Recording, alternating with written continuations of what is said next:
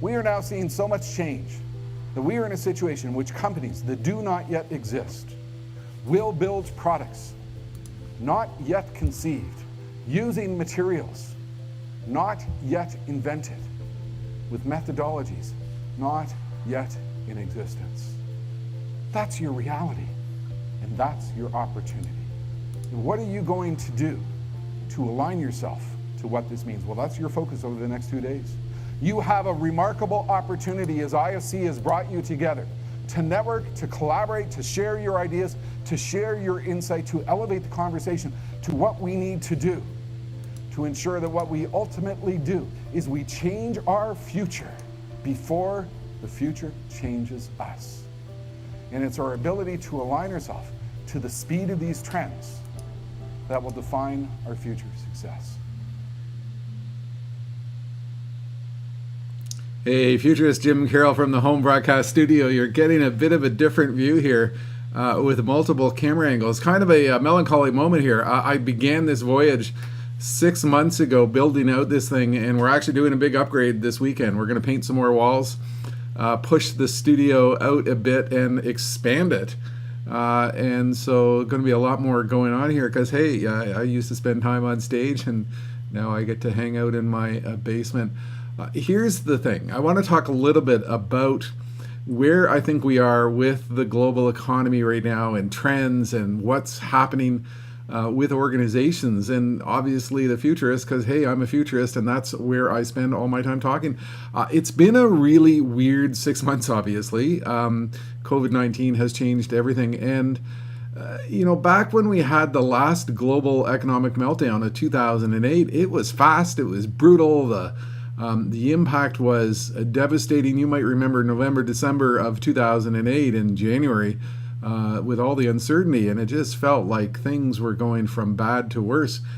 This one is a little bit weirder, and I spent a lot of time back in 2008, 2009, 2010 on stage, such as, for example, in this video clip, talking to companies about how to innovate despite lingering economic uncertainty and what they needed to do despite uncertainty of where they were going to be going in the future. And that's why this potential downturn is a little bit weird. I mean, obviously the stock market is up, it's rock and rolling, and it's kind of fascinating that we're seeing this given that there are still in North America 30 to 40 million unemployed, and there's a lot of pain and hurt out there. We're now in this very uncertain period of time in September where people are returning to work, they're returning to school.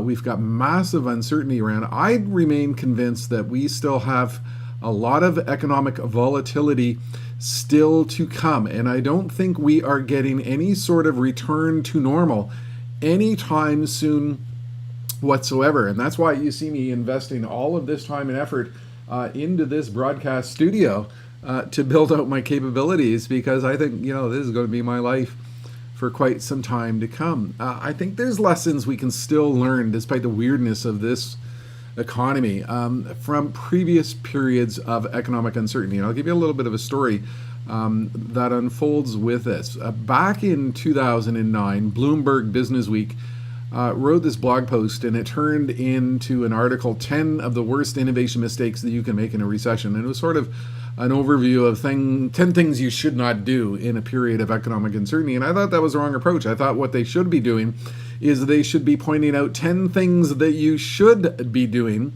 during a period of economic uncertainty, 10 strategies that you should be pursuing to try to align yourself to the fact that, look, we're getting into this very fascinating new future. There's always going to be big opportunities in front of us, and it's by aligning to those opportunities that you can manage to get ahead. So I ended up writing a blog post, which they covered and they circulated and they reshared.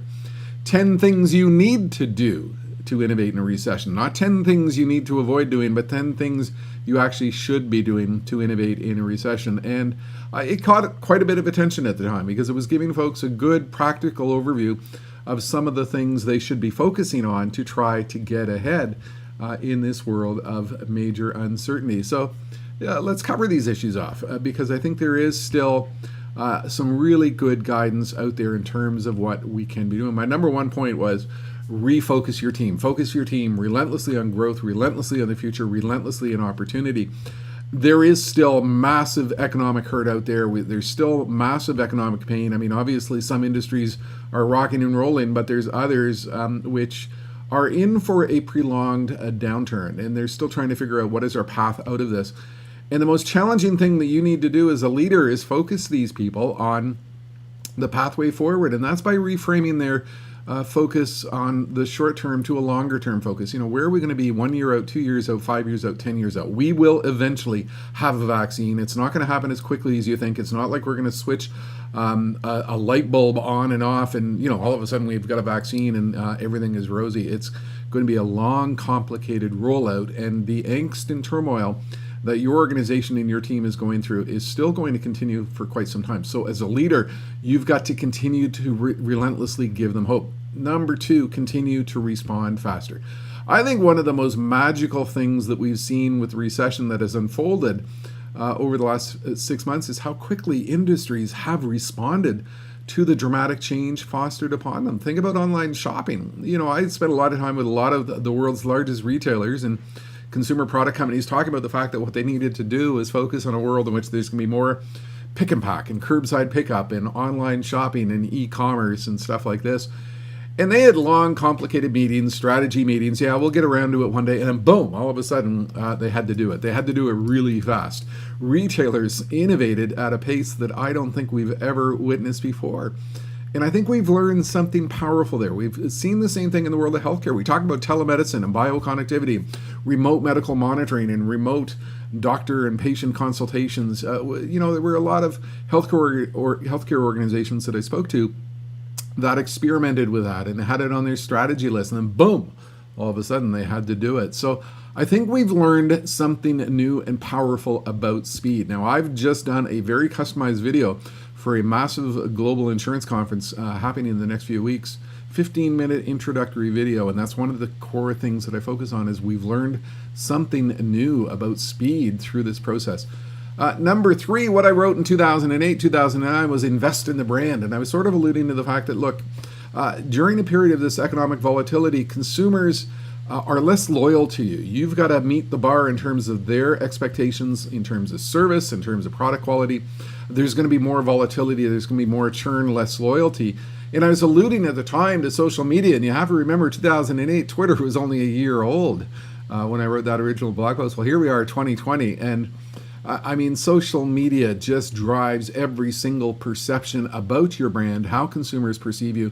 And if you don't provide excellence in customer service, if you aren't providing the utmost in terms of how you interact with your customers, if you aren't providing the best product or service, they go crazy and they go social, and it can do your brand more damage faster than ever before. So you need to be very cognizant of the fact that during a period of uncertainty, you continually need to invest in your brand and work hard at ensuring that people understand that your brand is progressive, you're in tune with the times. That's what I'm doing here with my green wall, working to get across to my clients that, look, I'm miles ahead when it comes to this virtual game. Number 4, mix it up. That was my advice in 2008, 2009. A period of economic uncertainty means that what consumers and customers are going to do in terms of choice is going to be subjected to a lot of change. And wow, have we ever seen that with working at home, with COVID-19, with the rise of some industries, with the collapse of other industries? I think we are witnessing a new form of consumer and customer volatility that we've never witnessed before. And if you are not reinventing your product and service at a pace that is absolutely furious, you're not reinventing fast enough. My number 5 point back in 2008, 2009 was explore more. Take a good look at the future and think about the trends which are going to change your industry. You really need to be doing that now, because trends we were talking about pre-COVID have actually picked up speed, whether it's self-driving cars, whether it's augmented reality, whether it's all kinds of interactive connectivity, hyperconnectivity, the Internet of Things, 3D printing. No matter where you go, every single trend that I was talking about on stage before COVID has sped up to a huge degree. So when it comes to the world of customer support, for example, we are probably going to see absolutely fascinating, fast-moving trends in terms of future forms of customer interaction. You've got to be ready for this. You've got to be exploring this. You've got to be aligned to it and making sure that it's a part of your innovation agenda, because if you're not, you're not going to be part of the game. And that's where people are investing and exploring this virtual space so much more, because we're stuck in this world for quite some time. Number 6, look at that, getting ahead of myself. Number 6, kill off the innovation killers.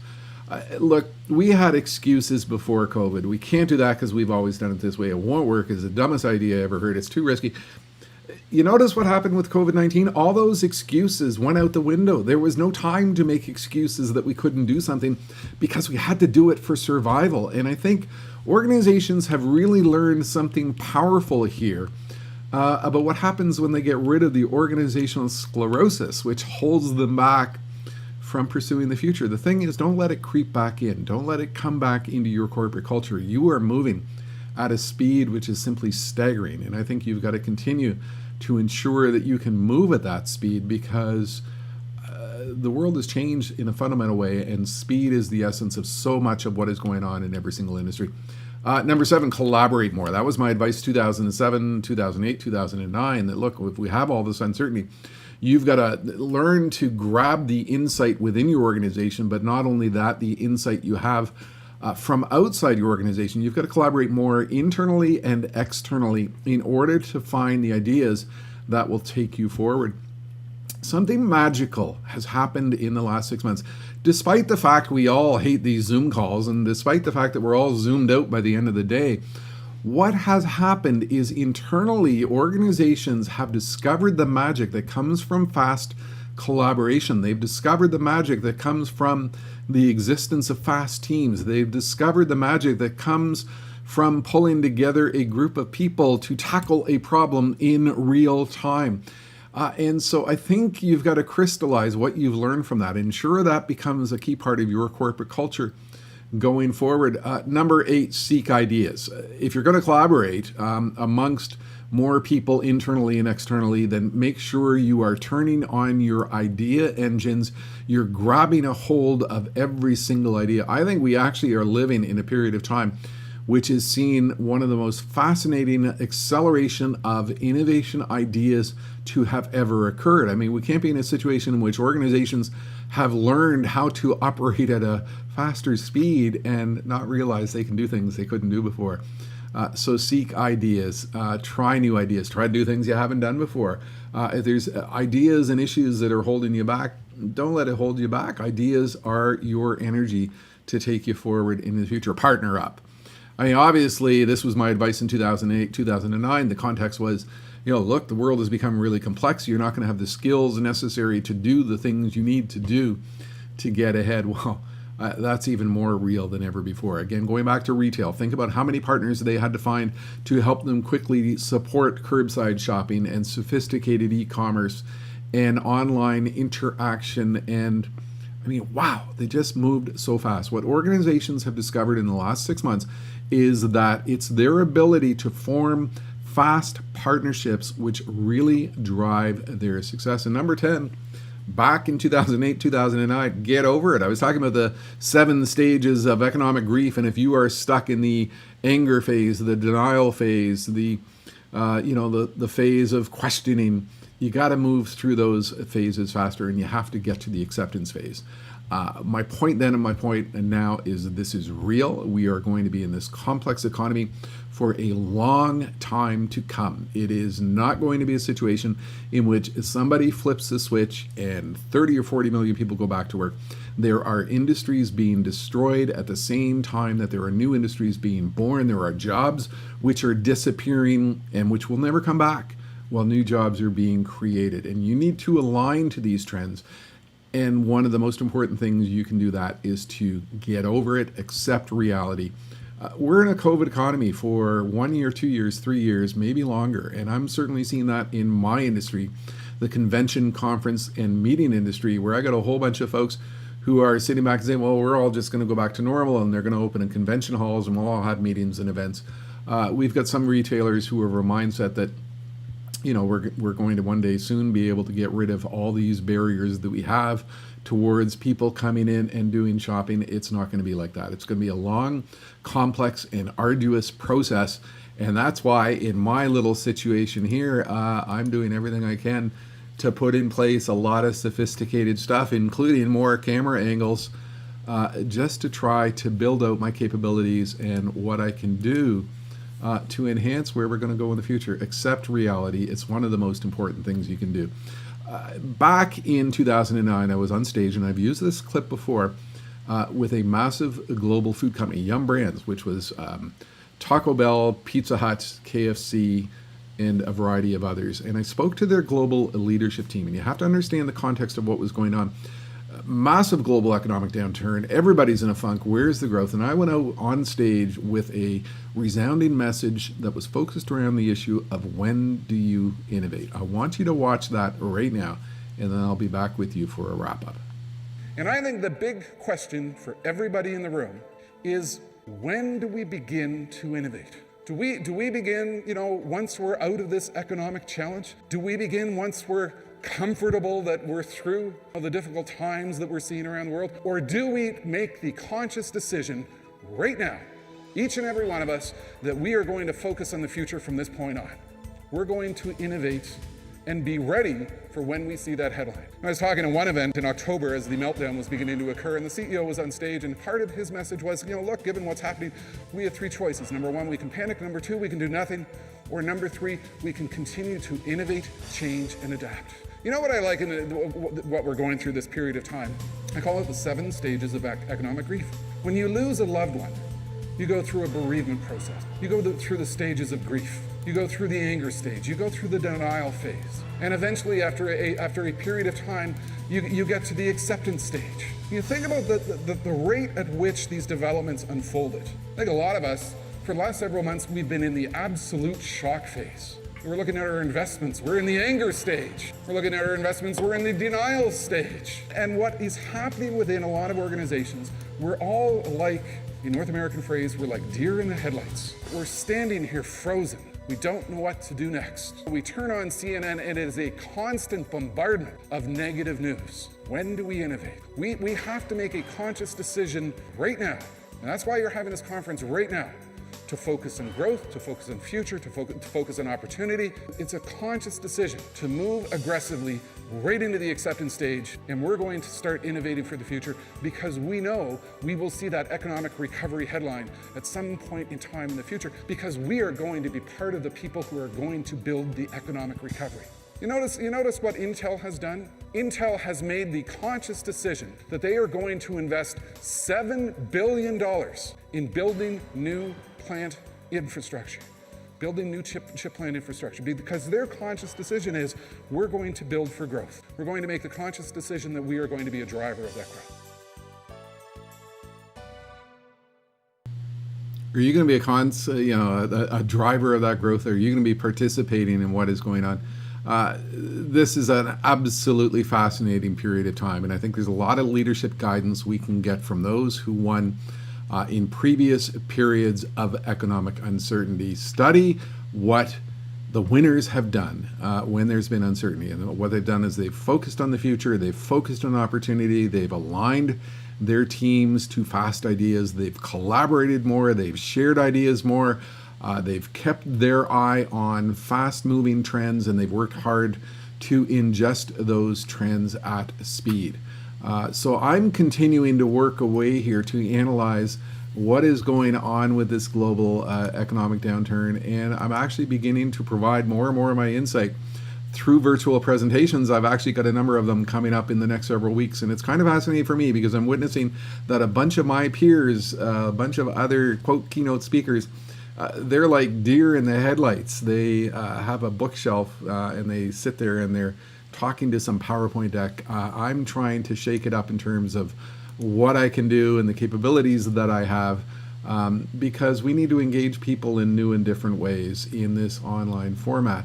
Even today, I'm sitting at my desk and I'm not using one of my virtual stage sets, and I'm trying out all kinds of new and different camera angles, because that's a key part of what we need to do to go ahead. So I'm going to close off with my little closing slide here, and would appreciate your feedback on where we're going and how you found this particular clip. Have a good one.